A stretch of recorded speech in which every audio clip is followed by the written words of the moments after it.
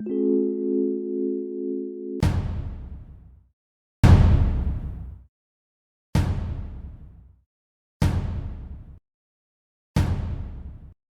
the first days of the full-scale invasion, libraries, archives and museums in Ukraine have been under unprecedented threat of destruction, looting and loss of collections. As of September 2025, Russian aggression has destroyed and damaged more than 1,599 cultural heritage sites and 2,415 cultural infrastructure sites, 491 of which have been completely destroyed. The regions of Donetsk, Kharkiv, Kherson, Kyiv, Sumy and Mykolaiv have suffered the greatest losses. In total, more than 1,000 libraries have been damaged, including national, state, regional, scientific libraries of higher education institutions and 975 public libraries. Among national book repositories, the Korolenko Kharkiv State Scientific Library suffered the most damage.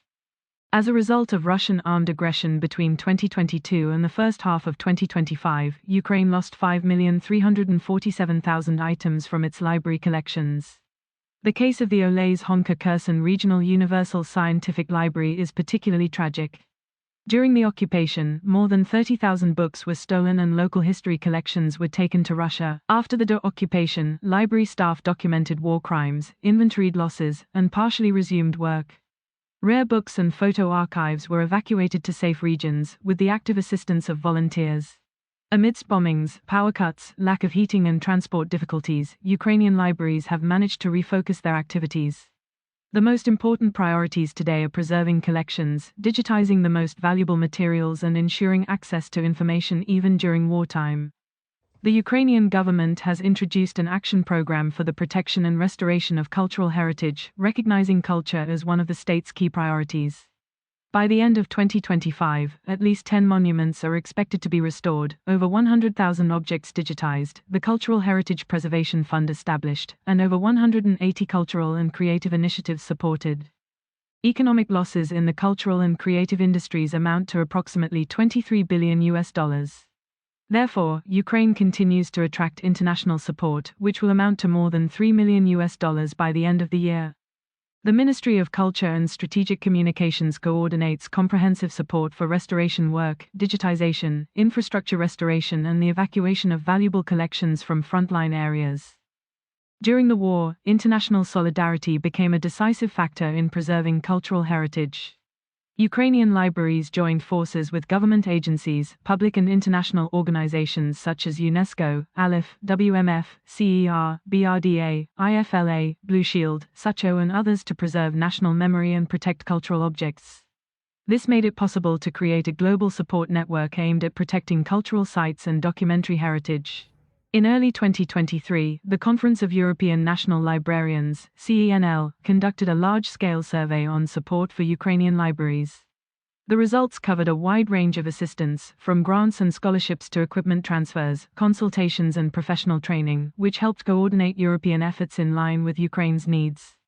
With the assistance of the ULA, 5 leading libraries of Ukraine, the Yaroslav Mudry National Library of Ukraine, the National Historical Library of Ukraine, the Odessa National Scientific Library, the Central Scientific Library of the Kharkiv Kharkiv National University, and the Korolenko Kharkiv State Scientific Library, which store documents of the State Library Fund in their collections, received significant international support. Within the framework of the ALIPH grant program, their material and technical base was strengthened by the amount of $75,000.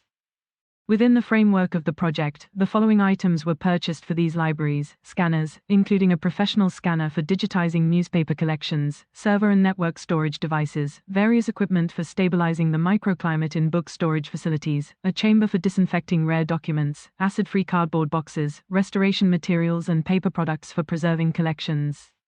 One of the most successful examples of international partnership is the project, Mobile Stations for the Protection and Digitization of Library Collections, launched in 2023 in collaboration with the National Library of the Czech Republic, the Yaroslav Mudry National Library of Ukraine, and the Ukrainian Library Association.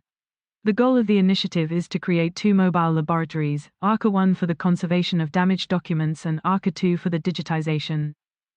The total amount of support exceeded 18 million hryvnias. The ARC-1 mobile workshop, which is already operating in Ukraine, is equipped with equipment for cleaning, preserving, vacuum packing and checking the physical condition of documents damaged as a result of the war.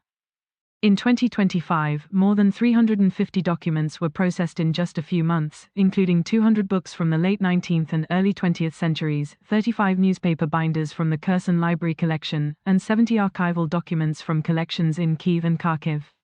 The project became a model for the mobile rescue of library collections in wartime. The international volunteer community Sacho, Saving Ukrainian Cultural Heritage Online, has made a significant contribution to the preservation of digital collections. It has brought together more than 1,500 specialists from 38 countries who have archived more than 5,000 websites of Ukrainian cultural institutions since the beginning of the invasion, securing more than 50 terabytes of data. In 2023, Sacho implemented a project to supply power stations and generators for the energy independence of libraries, archives and museums. In addition, 70 institutions received equipment for digitization. All this made it possible to continue measures to preserve collections even during blackouts. Other Sacho initiatives include providing building materials to help restore institutions in liberated territories and educational resources for cultural workers. Another important example is the provision of remote server capacity for storing digital documents about the war. This initiative was implemented by the International Archive Portico in accordance with a memorandum with the Ukrainian Library Association as part of a nationwide project to archive important evidence about the Russian-Ukrainian war. The Blue Shield International Initiative actively cooperates with Ukrainian specialists in the field of cultural property protection. In partnership with Polycam, Virtue, Blue Shield Denmark and the Danish Commission for UNESCO, the Backup Ukraine app has been created, allowing users to capture cultural heritage sites in 3D. These digital models will form the basis for the future restoration of destroyed monuments. The German project, Protection of Cultural Property, Kulturgutschutz Ukraine, is also being implemented in Ukraine, providing cultural institutions with packaging materials, firefighting equipment, and devices for digitization and restoration. The Institute of Contemporary History, IFZ, Munich, Berlin, coordinates the collection and delivery of aid through the network, Protection of Cultural Property in Ukraine, which was established with the support of the German federal government. The European initiative, Laptops for Ukraine, launched by the European Commission, the Ministry of Digital Transformation of Ukraine and the association, Digital Europe, supplies laptops, smartphones and scanners to libraries and schools in affected regions, supporting digital documentation and access to information.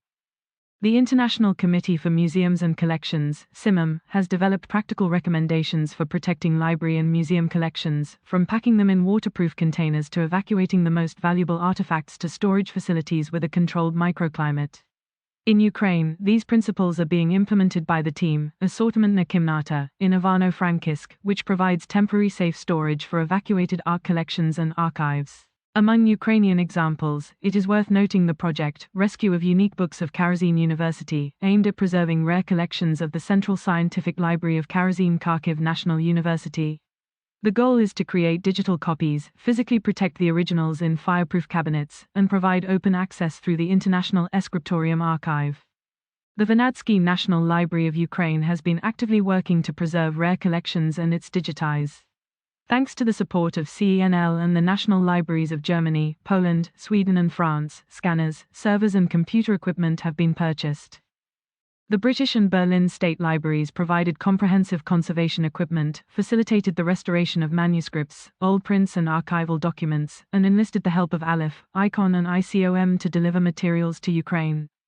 Additional technical support was provided by the Royal Library of Sweden, the Royal Academy and the National Library of Poland, which financed scanners and firefighting equipment, significantly strengthening the library's capacity to preserve the national cultural heritage. The Korolenko Kharkiv State Scientific Library is systematically working to preserve its collections in the conditions of a frontline city.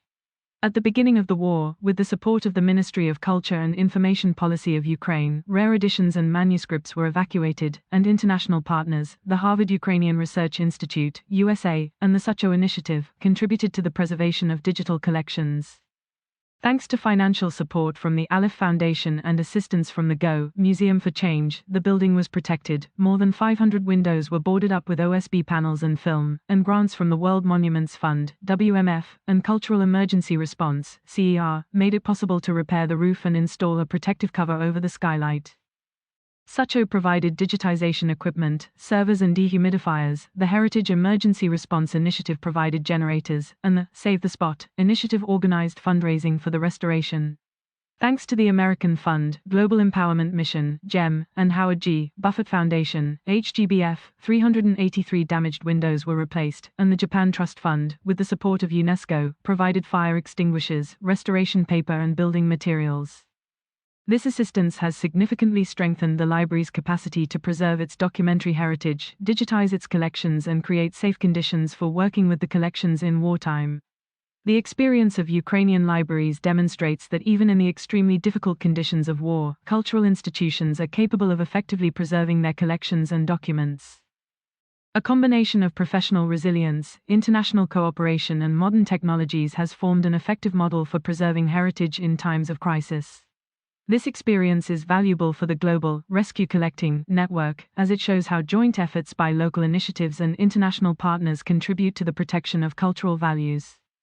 In a situation of ongoing hostilities and growing threats, the preservation of collections requires enhanced coordination of international efforts and sustainable support programs, including the development of cloud storage, improved digital security, and the provision of logistical support to cultural institutions operating in high-risk areas.